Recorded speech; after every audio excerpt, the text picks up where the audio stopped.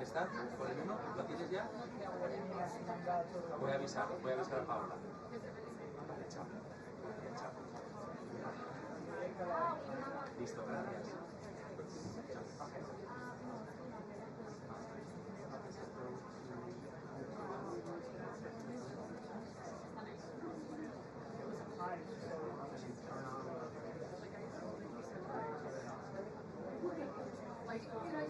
Hola, mi Pau. Sí, eso. ¡Socorro! ¡Qué susto! Casi.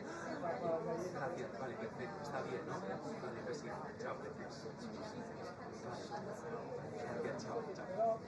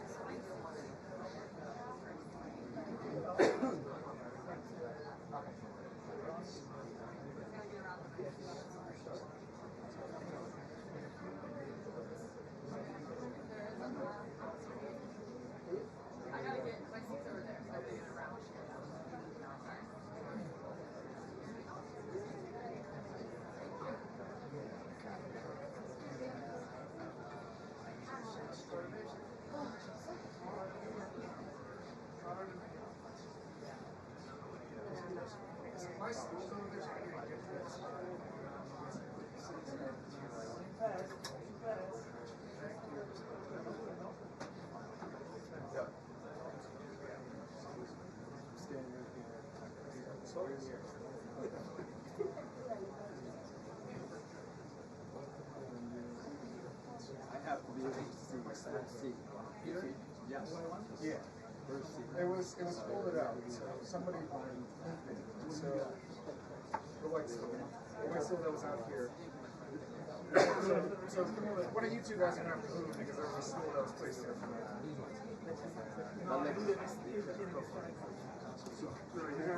Yeah. Yes. Yeah, it should be. No, you're good. I'm I'll let you go.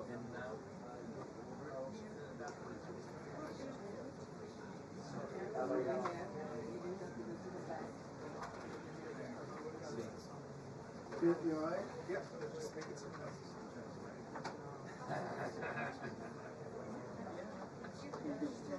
Yeah. Watch the cup of coffee that somebody left. That's all right. Bag is this.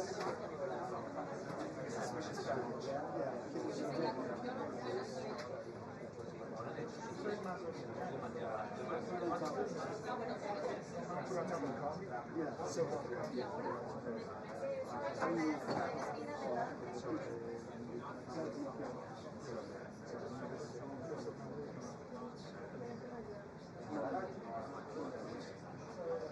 Put your hand on. No. Put your hand.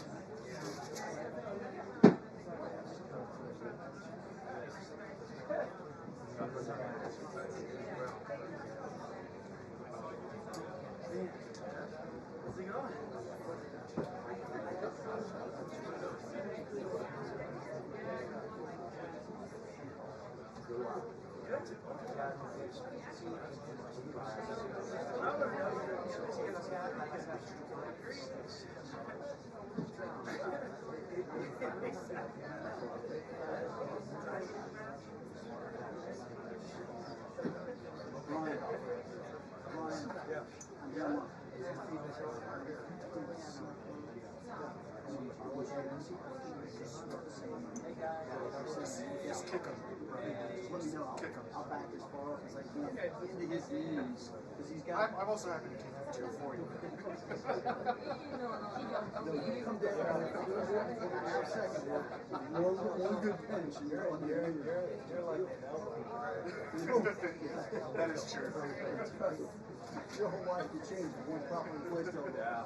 You know what? I already have one kid, so I'm good.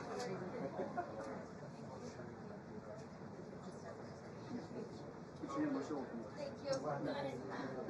Thank you.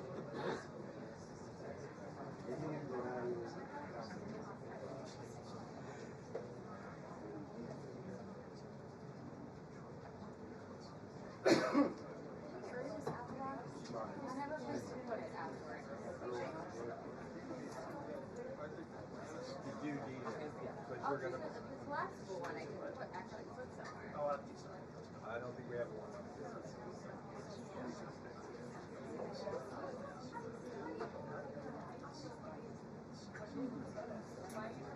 Yeah, I mean, if there's time, actually, you can slide it this way. And I'll grab it. Stick it over there. I'll grab it. Okay. Let me know.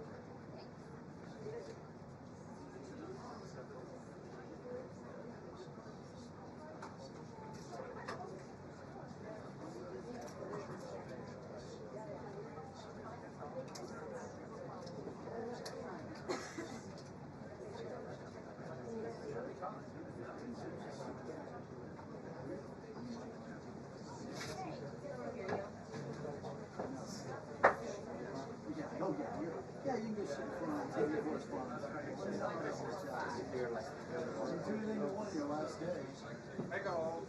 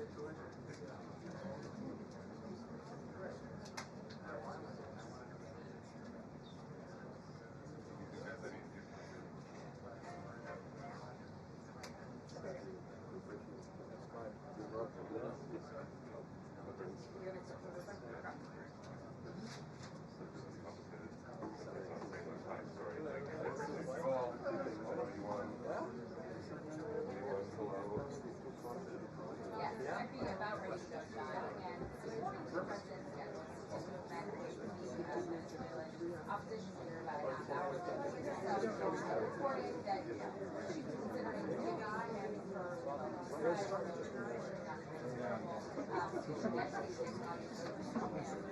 but in the course of her efforts to maybe follow up in Venezuela, some future document, that conversation will be very interesting to hear and read out hopefully on that front. But Iran is really the hot issue at the moment. We have U.S. military personnel taking bases in the Middle East as Iran has threatened to retaliate against American bases if the president follows through on his promise to intervene if Iran kills protesters in a violent crackdown. Now, we heard the president last night saying that he was using some messages from the Iranians that killing was stopped and no only happening. It's a little bit unclear how that message got to him, what made him believe that the killing was stopped and that was happening. The same message echoed on report last night from the foreign minister there. So we need to hear if he has pulled back from any information he may have had to conduct airstrikes or slave auctions or airstrikes to cyber attacks in order to have the ability of Ukrainian people and have heard Republican senators like Lindsey Graham hoping that the president follows through on his message to possibly help on the way.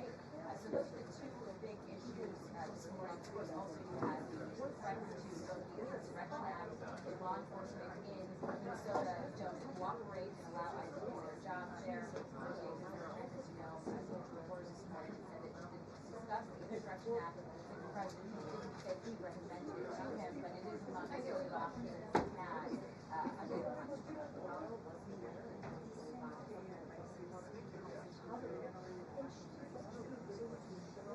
Hey, Mark here. I wonder what do you think of this thing, Mark here?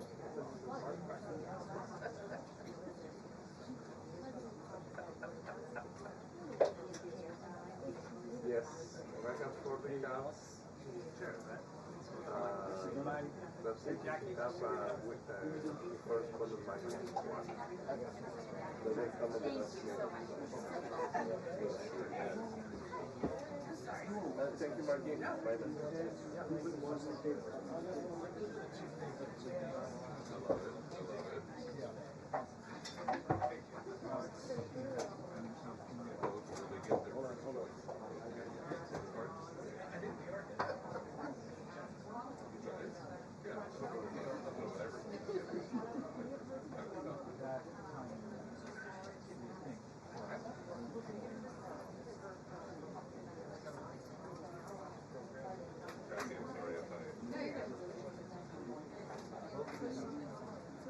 Alex, have you seen the next stage? I'm looking at it.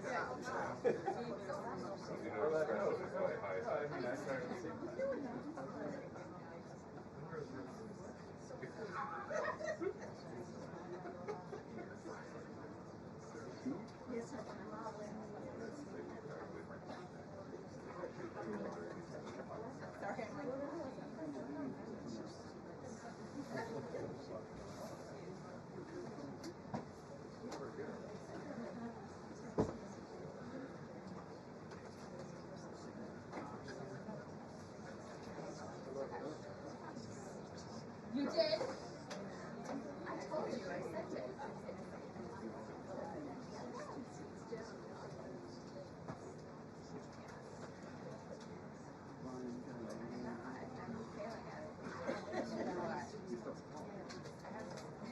You know, we're my friend guy. I didn't buy any of them. I haven't bought any of them yet. Here.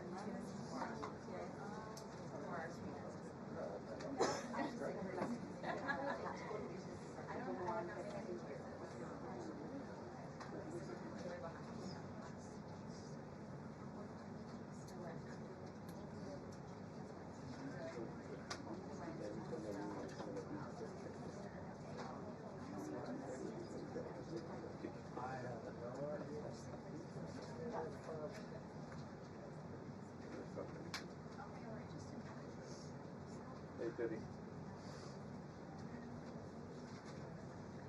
This is the fun. Life is the best fun. You see me fall asleep. All cages full of monkeys.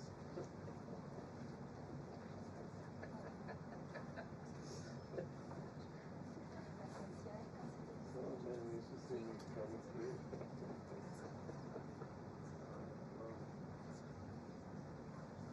Yeah, already, the other thing that we normally do is but already they mark line.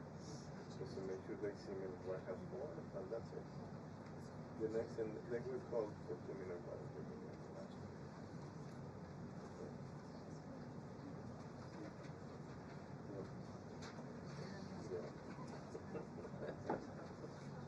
Complicated stuff that you see kind of like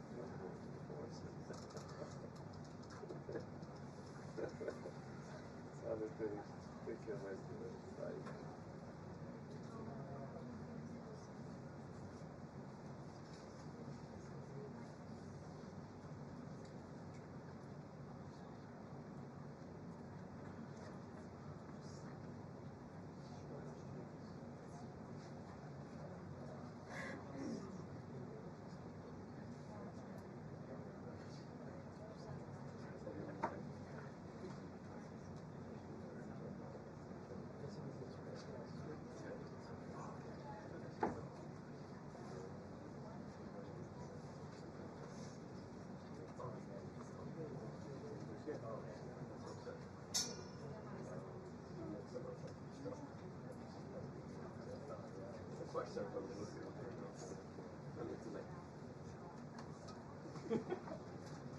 You can all make this up things here. 2 minutes until the briefing. 2 minutes until the briefing.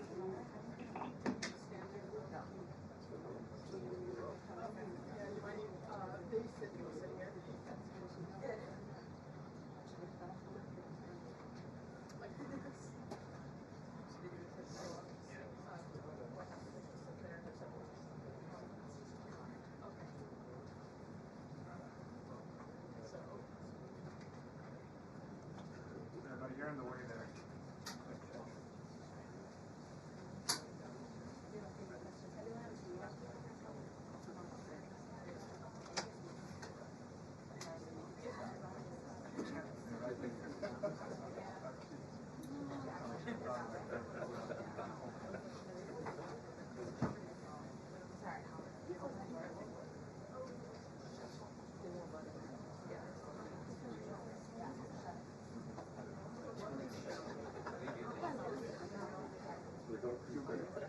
Close the door, please.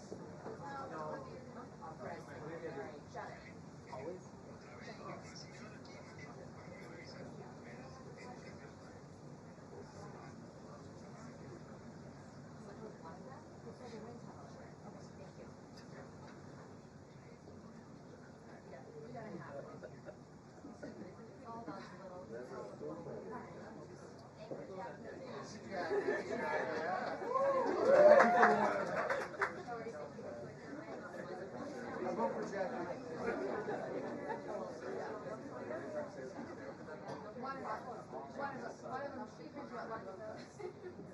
Yeah, close one. Yeah. We'll take the small wins.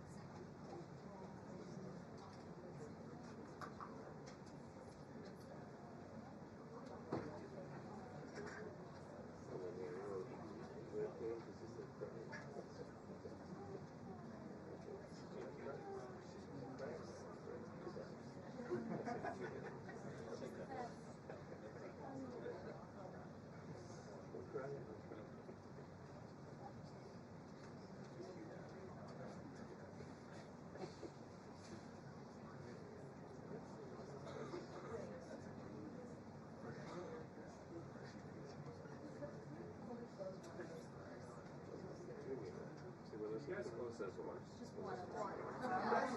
Just really shut one door. That was the agreement. Right, we agreed, but with her just now that we proposed one. too close. The doors? The doors, yes. I requested personally. Just shove it.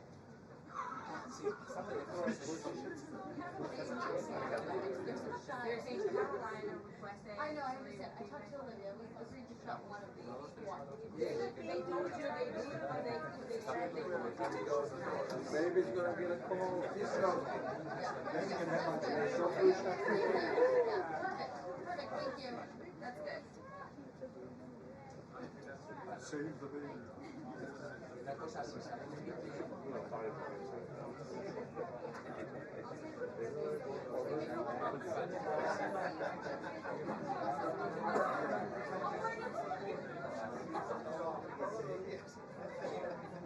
yo siempre tengo miedo de que pase me quedo.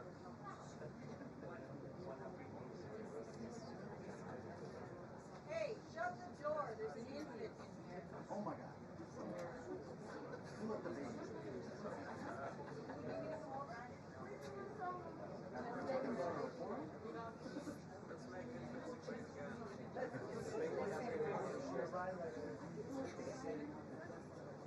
Yes.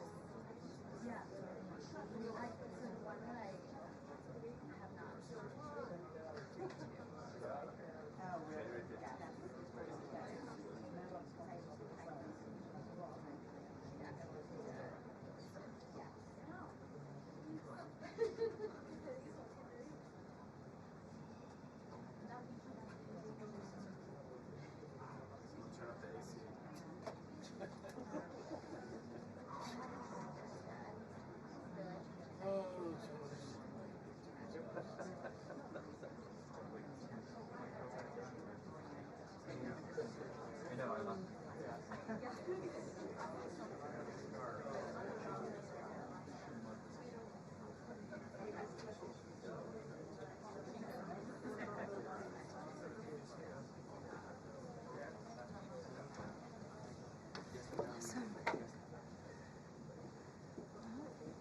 Okay, good afternoon, everybody. A packed room today. Thank you all for coming. President Trump is making America affordable again through his proven economic formula of powerful tariffs, fair trade deals, massive middle-class tax cuts, energy dominance, and aggressive deregulation. The overwhelmingly positive economic data released this week underscores the significant progress the president has already delivered. Tuesday's CPI report marked the latest confirmation that President Trump has defeated Joe Biden's inflation crisis. Since President Trump took office, core CPI has increased at just a 2.4% annualized rate, substantially lower than the 3.3% annual rate inherited from the Biden administration last January. Importantly, as inflation cools, Americans' wages are rising, giving the American people more purchasing power. And with what is likely going to be a record-breaking tax refund season in the next couple of weeks, the American people will be reaping the rewards of the massive tax cuts that were signed into law by the president. Thanks to President Trump's signing of no tax on tips, overtime, Social Security, boosting the child tax credit, and locking in the 2017 Trump tax cuts, independent estimates project the average American tax filer could expect up to an extra $1,000 bump to their tax refund next year. This is going to be a helpful boost to working families who are making ends meet. On the energy front, the national average price for a gallon of regular gas this week fell to its lowest level in 5 years, thanks to President Trump's drill baby drill agenda. According to Gas Buddy, the average price for regular gas on Monday was below $3 per gallon in 43 states, below $2.75 per gallon in 30 states, and at or below $2.50 per gallon in 17 states. In fact, gas prices were below $2 a gallon at stations in at least 19 states. Don't forget, this was unheard of just a couple of short years ago. Overall, drivers are projected to spend $11 billion less at the gas pump this year than they did last year, resulting in hundreds of dollars in critical savings for the average American family. We're also seeing the housing market rebound as borrowing costs ease and income growth outpaces home price gains. According to a new report, also released this week from the National Association of Realtors, existing home sales in December rose to their fastest pace in 3 years. To further improve housing affordability, President Trump has recently announced and directed Fannie and Freddie to purchase $200 billion worth of mortgage bonds. As a result of these actions, mortgage rates have fallen to their lowest level in years. As of last Friday, rates for the average 30-year mortgage are down more than 1 full percentage point. Because of these significant declines, monthly housing payments are now at their lowest level in 2 years, and we expect this decrease to continue. As someone who was enormously successful in real estate, President Trump understands that owning a home is about more than just having a physical asset. It's about empowering young people to stake their claim in the American dream. It's about giving newlyweds a place to make their own and start a family. It's about promoting the spirit of hard work, determination, and yes, the rugged individualism that has made America the greatest country in the history of the world. President Trump knows America is strongest when it's a nation of owners, not renters, and he is determined to unlock that opportunity for as many Americans as possible. That's why he will outline additional housing initiatives during his major speech in Davos next week, and we look forward to seeing many of you there. Finally, this morning, President Trump unveiled a health care plan for America called the Great Health Care Plan, and a video message detailing his solutions to lower costs for all Americans and significantly improve our health care system. The Great Health Care Plan will accomplish this through 4 common sense pillars. Number 1, permanently lowering prescription drug prices. Congress can get this done by codifying President Trump's historic Most Favored Nation initiatives into law to guarantee Americans the same low prices for prescription drugs that people in other countries around the world pay. Additionally, by increasing consumer choice by making more verified, safe pharmaceutical drugs available for over-the-counter purchases. Number 2, the Great Healthcare Plan will stop sending big insurance companies billions in extra taxpayer-funded subsidy payments and instead send that money directly to eligible Americans to allow them to buy the health insurance of their choice. Additionally, by funding a cost-sharing reduction program for healthcare plans and ending kickbacks from pharmacy benefit managers to large brokerage middlemen. Number 3, the Great Healthcare Plan will maximize price transparency by requiring any healthcare provider or insurer who accepts either Medicare or Medicaid to publicly and prominently post their pricing and fees to avoid surprise medical bills. This is an incredibly popular policy that has been bipartisan for many years, and President Trump is officially and firmly calling on Congress to get it done. And number 4, holds big insurance companies accountable by requiring them to publish rate and coverage comparisons up front on their websites in plain English so consumers and everyday Americans can make the best purchasing decisions for them and their families. These are common sense actions that make up President Trump's Great Healthcare Plan, and they represent the most comprehensive and bold agenda to lower healthcare costs to have ever been considered by the federal government. Congress should immediately take up President Trump's plan and pass it into law. For Americans watching at home, you can visit greathealthcare.gov right now for more information on the Great Healthcare Plan. And with that, we will open it up to questions. In our new media seat today, we have a familiar face, Riley Gaines. I'm surprised it took us a year to get you here, but I'm very happy to see you. I know you have a new podcast, The Riley Gaines Show. And so thank you. And you brought a beautiful baby and your lovely husband, too. So thank you so much for joining. And why don't you kick us off? Absolutely. Well, thank you. First and foremost, congratulations to you. Being a girl mom will change your life in the best way possible. So excited you get to shop all the pink and the frilly and the bows. I was in Washington, D.C. earlier this week for the Supreme Court case. There were 2 arguments that were heard surrounding sex-based rights and if it's constitutional for states to pass laws that ultimately protect those rights for women. If the Supreme Court rules as anticipated in favor of maintaining these sex-based rights, is the administration prepared to take action against the states? I believe at this point it's 23 states that don't have those protections for women? Absolutely. And as you know, Riley, the administration already has done so. We've taken action in a number of fronts against these states who are failing to uphold the president's executive orders and this administration's policy of simply protecting women in women's sports and in women's private spaces.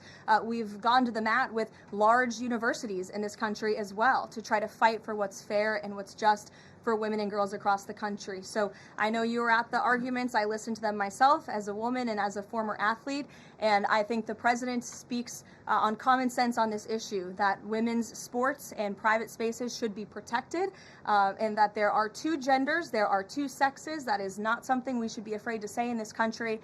And I think, frankly, it was quite alarming to not only hear a couple of justices gravel over that basic, fundamental, biological fact that men and women are different but inherently equal, but we are certainly different, and women deserve such rights. We hope and expect that the Supreme Court will rule in the right way on this matter. Thank you. Gabe. Carolyn, thank you very much. A lot to talk about.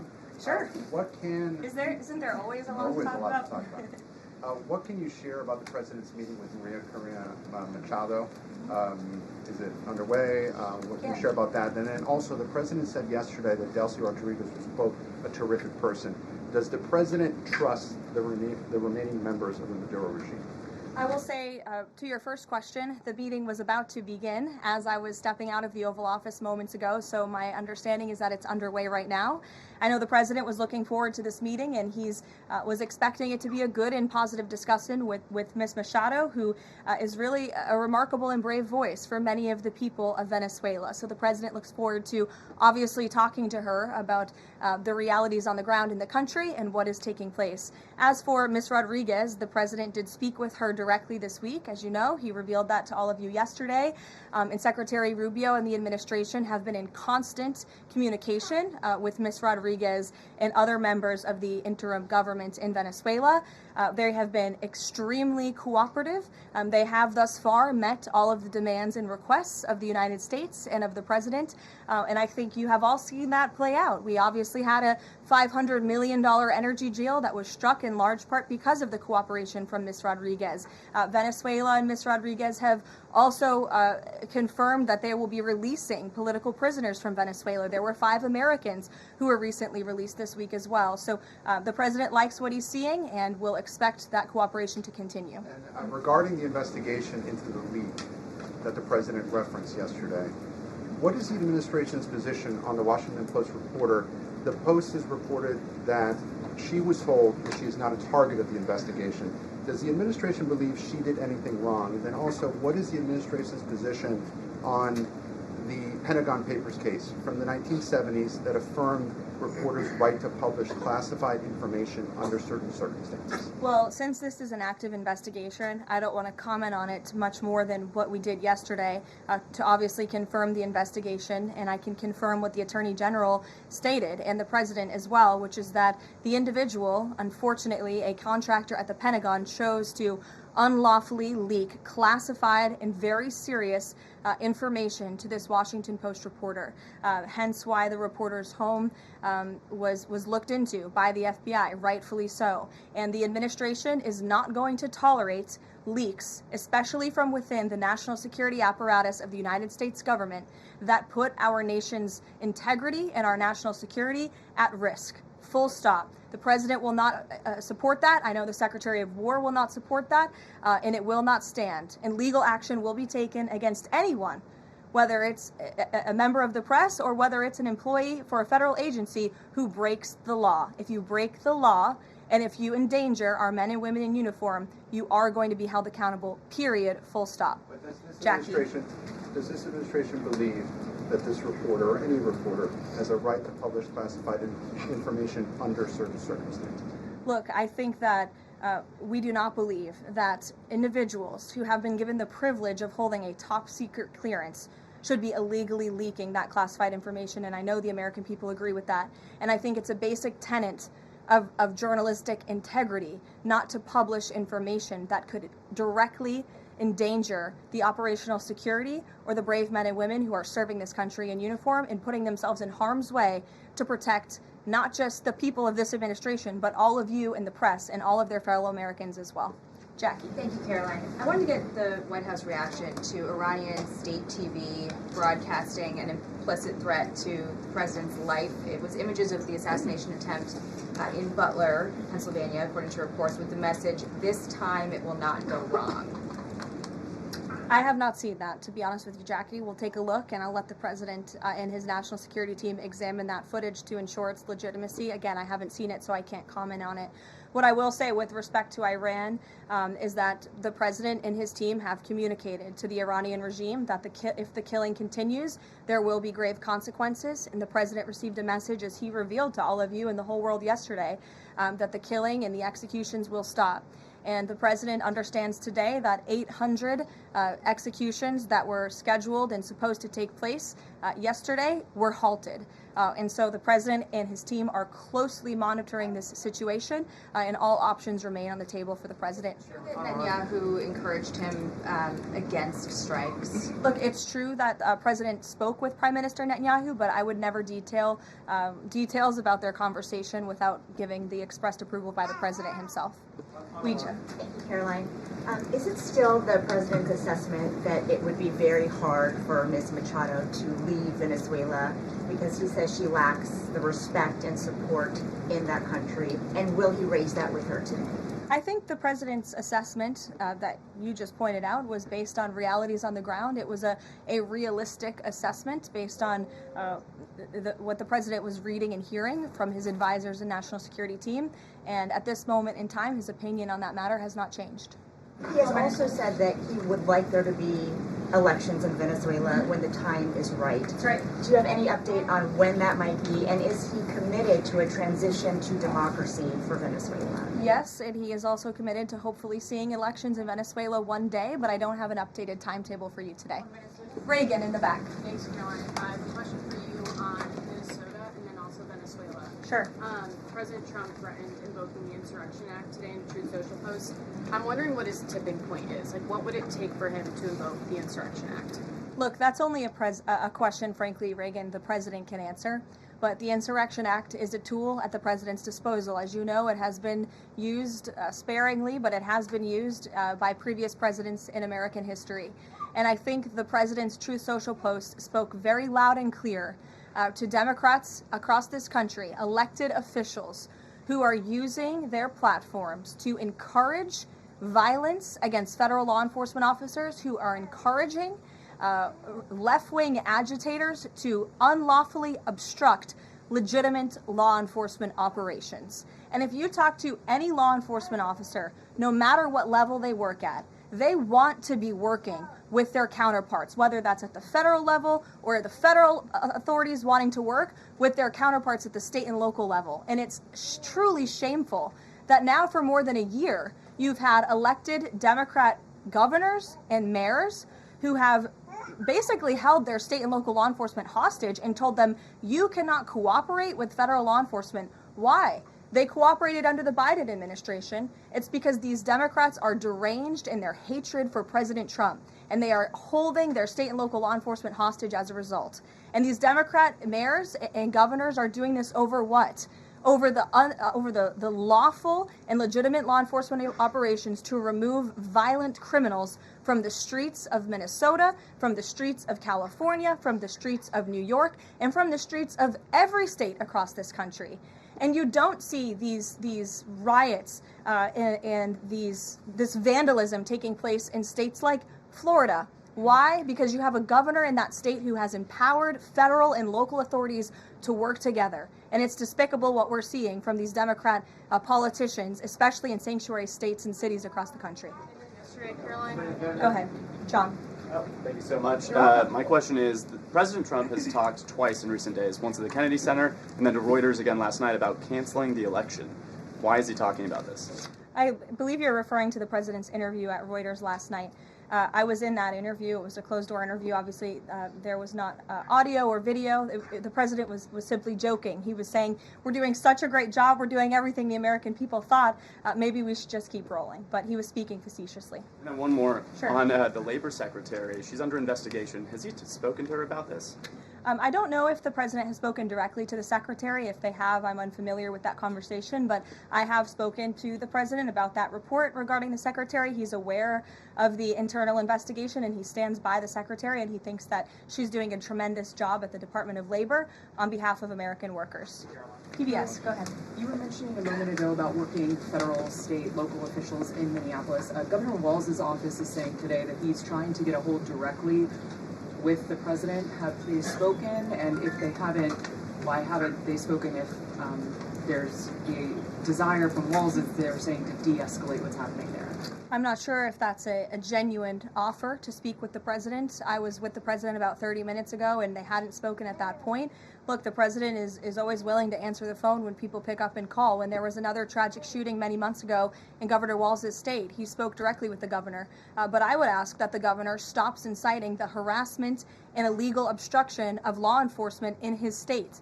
All ICE and federal law enforcement are trying to do are remove people like this off of the streets of Governor Walz's city in Minneapolis and of his state in Minnesota. If you look at some of the individuals in this photo, these are all illegal alien criminals who came into our country under the previous administration. This is some of the most disturbing crimes you will ever read about, and there's only a few reporters in this room who will actually talk about these individuals. This is all ICE is trying to do. They are trying to remove people like this from Governor Walz's state. And so yes, he should pick up the phone, and he should say that he will cooperate with this president and with the federal government in making Minnesota safer, because that's all President Trump and his administration want to do. Mary. Thanks, Caroline. The president says he wants money to go directly to Americans so they can buy their own insurance. How exactly would this work? And can the president assure Americans that this will be enough to cover their health care costs? So this is the second principle in the president's health care plan, lowering insurance premiums specifically and ensuring that that money is going directly back to the American people and cutting the kickbacks that then raise those premiums. So this plan, once put into legislative text and passed by Congress and sent to the president's desk, will stop sending big insurance companies billions of an extra taxpayer-funded subsidy payments and instead send that money directly to eligible Americans to allow them to buy the health insurance of their choice through, you may have heard it be referred to as health savings accounts. Whether that ends up being the actual name of such accounts, we'll have to see. Again, Congress and the White House are going to work together to put this plan into action. And then secondly, the Great Healthcare Plan will fund a cost-sharing reduction program for healthcare plans, which will save taxpayers at least $36 billion and reduce the most common Obamacare plan premiums by over 10%, and that's according to the Congressional Budget Office. 20 million Americans in recent weeks have seen their healthcare costs soar. Can he assure them that if this plan is put in place, that they will be able to cover those costs? If this plan is put in place, every single American who has health care in the United States will see lower costs as a result. They will see more transparency. All of these proposals that are within the Great Healthcare Plan are incredibly popular with the American people, and they will impact everyone, not just a small fraction of those who are within the healthcare marketplace, but every single American will continue to see their costs go down. And I will note that they already are with respect to prescription drug prices. When you look at what the president has done with most favored nations, you've seen these big pharmaceutical companies in the Oval Office saying that this president and his team were nonstop, around the clock, pressuring us and negotiating with us to lower the cost of prescription drugs for Americans. And we are already seeing that to the tune, in some cases, of more than 500%. And that Trump RX website is something that the administration will be formally launching very soon, so Americans will have access to those lower costs of drugs.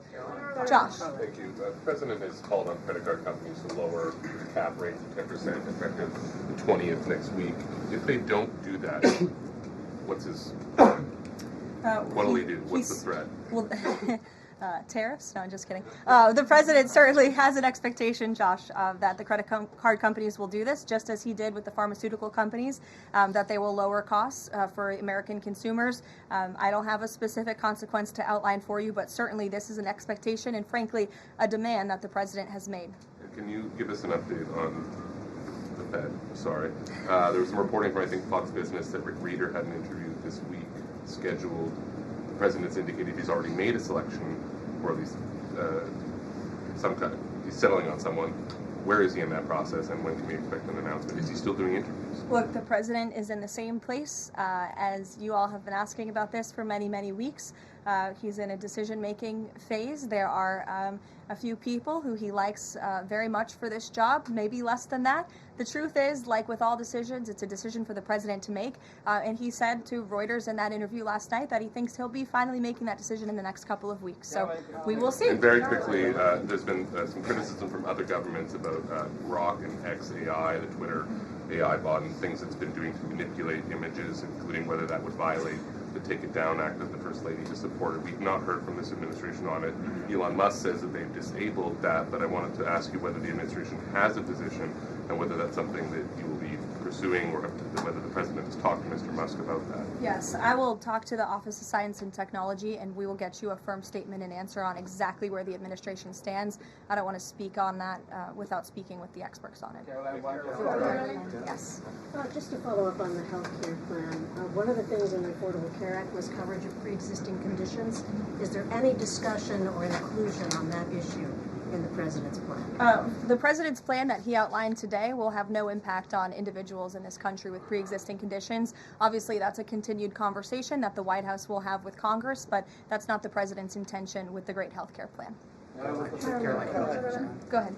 Thanks, Caroline. Two questions on Minneapolis. And then you, go ahead. Thanks. Two questions on Minneapolis, Sure. one on the ICE agent, the other on the rioting.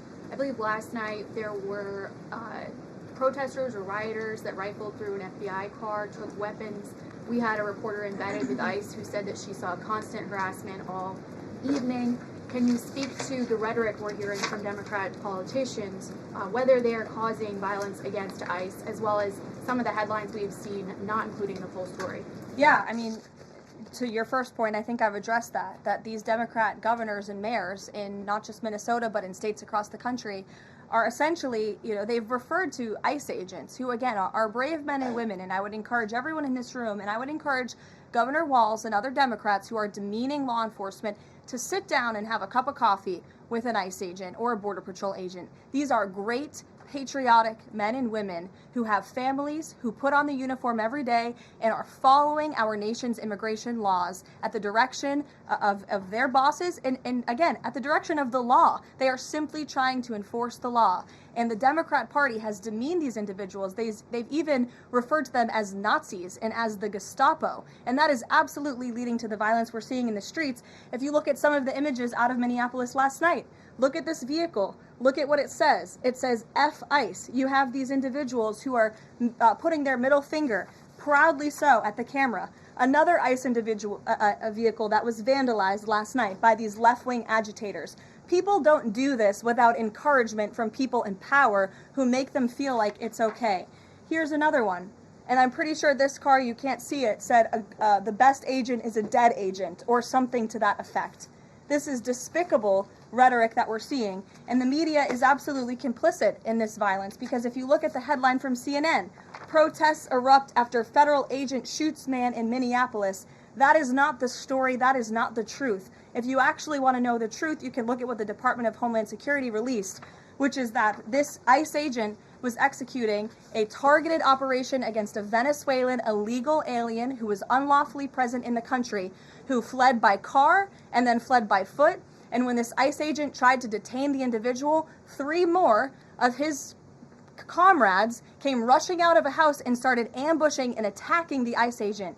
They used a shovel or a broom to smash his face in. And so, yes, that agent had to use self-defense and take up his weapon to protect his own life. That is what's happening on the streets of Minneapolis. That's what's happening on the streets, unfortunately, of these Democrat-run cities and states where you have elected officials who are encouraging such violence against our brave men and women in law enforcement.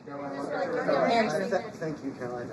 2 questions. First, a follow-up on one of my colleagues who asked you about the president's interview with lawyers. You said that he was joking about canceling the elections, but Americans for generations have fought and died for democracy, for this democracy. Are you saying that the president finds the idea of canceling elections funny? Andrew, were you in the room? No, you weren't. I was in the room. I heard the conversation. And only someone like you would take that so seriously and pose it as a question in that way. Second, Caroline, Thank you, Caroline. Senator Elizabeth Warren said that the president called her earlier this week to discuss caps on credit card interest rates. I'm curious, would the president work with her and other Democrats in Congress on a legislative fix to this issue? I think the president would work in good faith with anyone in Congress for a good legislative fix that would benefit the American people. And that's precisely why he called Senator Warren earlier this week on that matter. Thanks, Caroline. Earlier, you were just defending ICE agents generally, and earlier on, Secretary Noem spoke to the media, and she said, among other things, that they are doing everything correctly. 32 people died in ICE custody last year. 170 U.S. citizens were detained by ICE, and Renee Good was shot in the head and killed by an ICE agent. How does that equate to them doing everything correctly? Why was Renee Good unfortunately and tragically killed? Are you asking me my opinion? Because an ICE agent acted recklessly and killed her unjustifiably. Oh, okay. So you're a biased reporter with a left-wing opinion. What do you want me to do? Yeah, because you're a left-wing hack. You're not a reporter. You're posing in this room as a journalist, and it's so clear by the premise of your question. And you and the people in the media who have such biases but fake like you're a journalist, you shouldn't even be sitting in that seat. But you're pretending like you're a journalist, but you're a left-wing activist. And the question that you just raised and your answer proves your bias. You should be reporting on the facts. You should be reporting on the cases. Do you have the numbers of how many American citizens were killed at the hands of illegal aliens who ICE is trying to remove from this country? I bet you don't. I bet you didn't even read up on those stories. I bet you never even read about Laken Riley or Jocelyn Nungray or all of the innocent Americans who were killed at the hands of illegal aliens in this country. And the brave men and women of ICE are doing everything in their power to remove those heinous individuals and make our communities safer. And shame on people like you in the media who have a crooked view and have a biased view and pretend like you're a real honest journalist. Kelly. Two quick questions on Iran. I wanted to ask first, just if you can say, how close was the president to potentially launching strikes last night, and was it the Gulf states that convinced him not to do that, as some of the region there have said? Well, look, Kelly, I know there's been a lot of speculation in the media about what the president is going to do at any given moment or any given night. And I would say a lot of these stories, to be honest with you, I've been reading them, and they've been based on anonymous sources who are pretending or guessing to know the president's thinking. The truth is, only President Trump knows what he's going to do, and a very, very small team of advisors are read into his thinking on that. And as I just told you, he continues to closely monitor the situation on the ground in Iran. And as we saw yesterday, he had heard that the killings and executions would stop. And we have seen 800 people, their lives have been spared as a result of that. The president continues to closely monitor, but also keep all of his options on the table. Caroline, two separate questions. Sure. On the Machado meeting first, what is it that the president feels that he needs to hear from her or from the opposition party that he hadn't heard prior to today, or he wanted to hear in the meeting, to be able to convince him to commit to some sort of a timeline for elections? I'm not sure the president is going into such the meeting with expectations like you just laid out, Fran. I don't think he needs to hear anything from Ms. Machado. I think generally this is a meeting that the president was willing to take and willing to accept, to meet Ms. Machado in person and to just have a frank and positive discussion about what's taking place in Venezuela. That's all. And on the subject of Greenland, Jeff Landry, the president's special envoy for Greenland, wasn't in the White House meeting yesterday. Can you say why that was and what exactly the role he is playing in these conversations about acquiring Greenland? Well, the Vice President and the Secretary of State were present for that meeting. And the meeting, it was a productive meeting. It was a good meeting, and in that meeting, the two sides agreed to really establish a working group of individuals who will continue to have technical talks on the acquisition of Greenland. Those talks will take place, I'm told, every 2 to 3 weeks. So this is a conversation the administration intends to keep having with the Danes and with the respected delegation from Greenland. But the president has made his priority quite clear. He wants the United States to acquire Greenland. He thinks it's in our best national security to do that.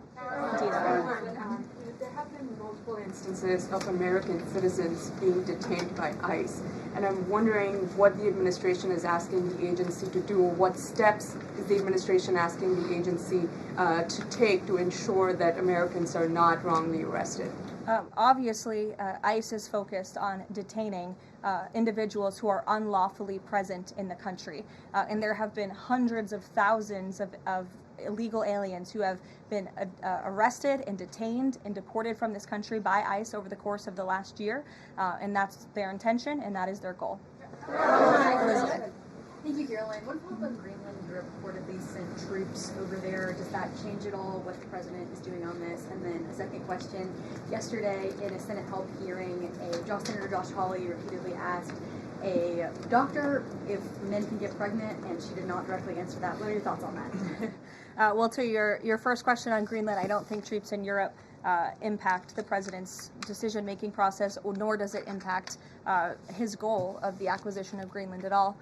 To your second question, I mean, anyone in their right mind with common sense who's speaking honestly and candidly will say that men cannot get pregnant. And I think I can attest to that myself. So thank you all very much.